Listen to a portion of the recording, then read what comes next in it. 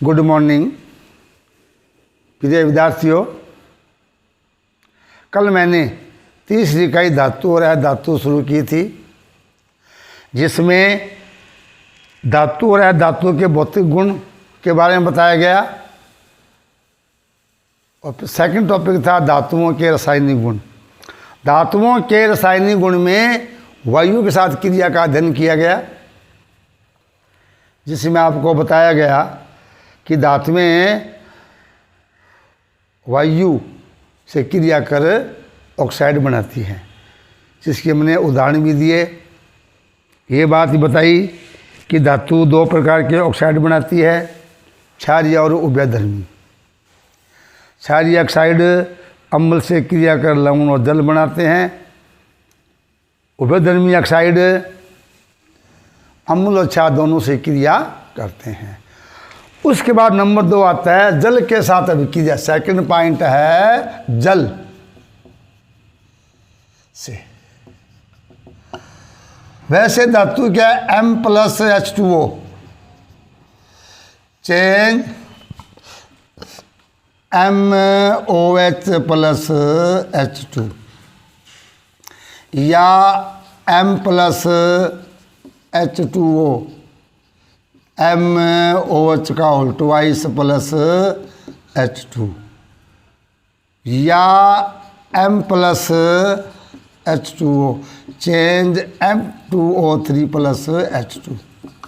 यानी ये मैंने M का मतलब कॉमन है, M होता है, और एक M होता है प्लस H2O, नो रिएक्शन।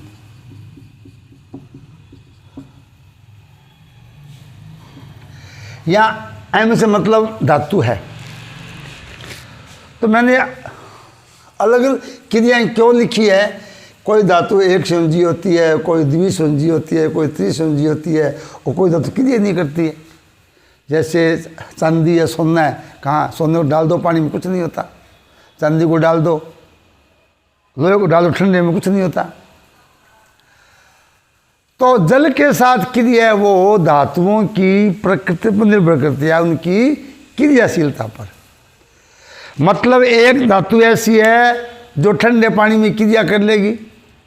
यानी धातुओं में जो करीब 80 तत्व धातु है, उनमें से 4 और 4 मर्दा धातु तो ऐसी होती है जो जल के संपर्क में आते ही क्रिया कर लेती है। यानी कि ठंडे जल से क्रिया करती है। सोडियम है, पोटेशियम है, लिथियम है, कैल्शियम है, ठंडे पानी से क्रिया कर लेगी और उसमें वायु उत्पन्न होती है। यहाँ तक कि सोडियम तो आग भी लगती है। सोडियम के टुकड़े को जल में डाल दें तो उसमें जब वो क्रिया होती है, आग निकलती है, उसमें जलता है सोडियम। इतनी क्रिया तेज होती है।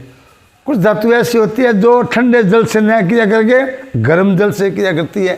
जैसे Mg है, जिंक है, ठंडा पानी डाल दो कुछ नहीं होगा, गर्म कर दो क्रिया हो जाएगी।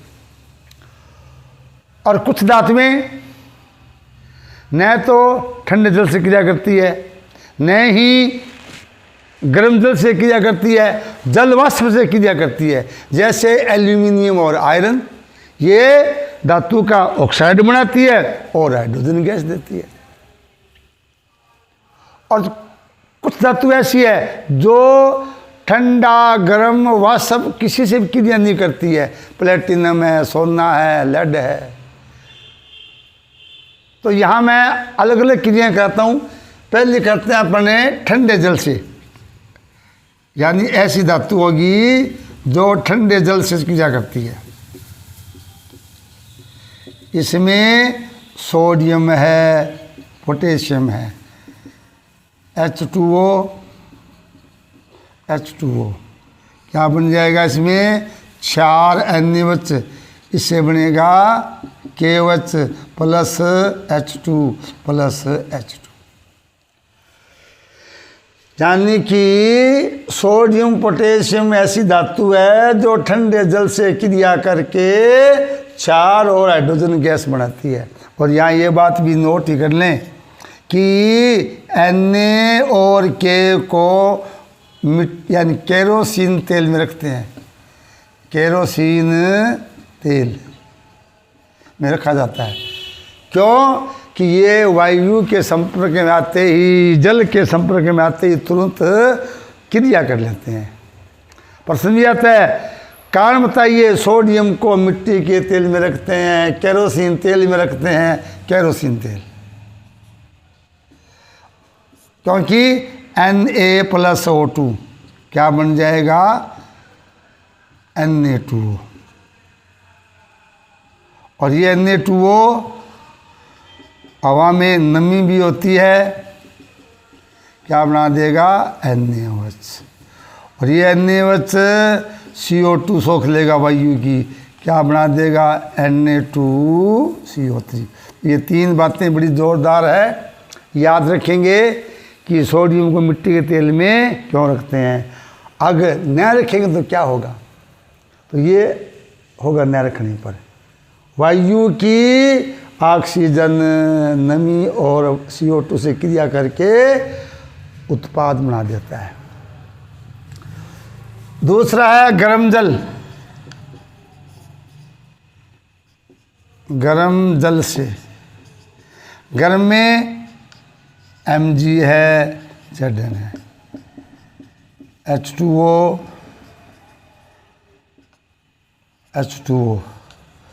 Mg 2 होती है संयोजकता, MgOH की whole twice plus H2, ZnOH की होल ट्वाइस प्लस H2। तीसरा जल वाष्प। जल वाष्प एल्यूमिनियम और आयरन,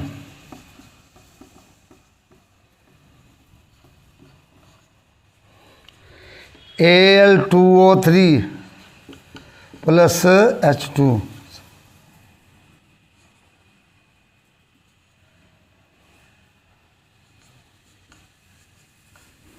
और आयरन भी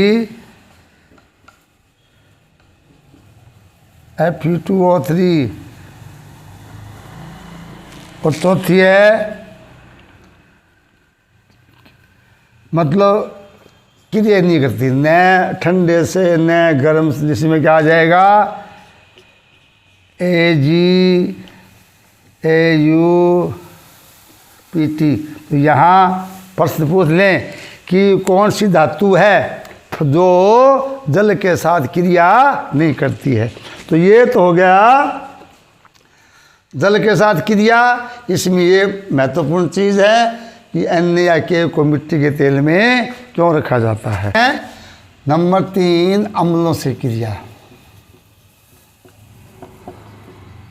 आप जानते हो HCl, H2SO4, HNO3, CH3COOH, ये सारे एसिड है, और इनमें मैंने आपको बताया था कि धातु जो होती है वो तनु अम्लों से क्रिया करके उनके लवण और हाइड्रोजन गैस बनाती है। यहाँ हमने क्रिया भी आपको काफ़ी बताई थी। सामान्य M का मतलब क्या होता है, धातु। एसिड इनमें कोई ले ले, क्या बन जाएगा, MSO4। अगर M की धातु द्विसंयोजी है, MSO4H2, एक संयोजी है M2SO4। अगर हम लेते हैं एसिटिक अम्ल लेते हैं, क्या बन जाएगा, धातु एसीटेट प्लस H2। यानी अब उदाहरण लेते हैं, जैसे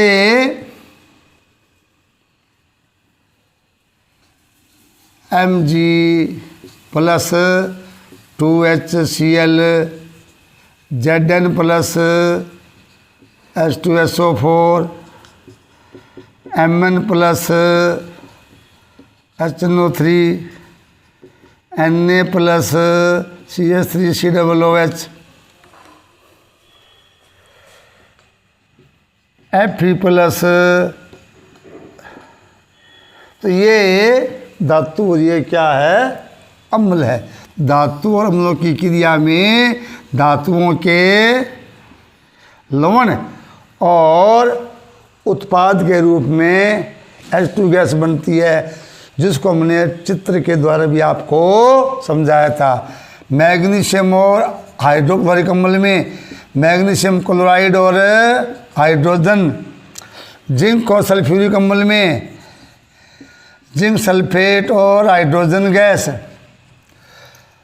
मैग्नीज और नाइट्रिक अम्ल में मैग्नीज नाइट्रेट और हाइड्रोजन गैस, सोडियम एसिटिक अम्ल में सोडियम एसीटेट और हाइड्रोजन गैस, और आयरन में FeCl3। तो ये थी धातुओं की अम्लों से क्रिया। और उसके बाद में है सक्रियता श्रेणी।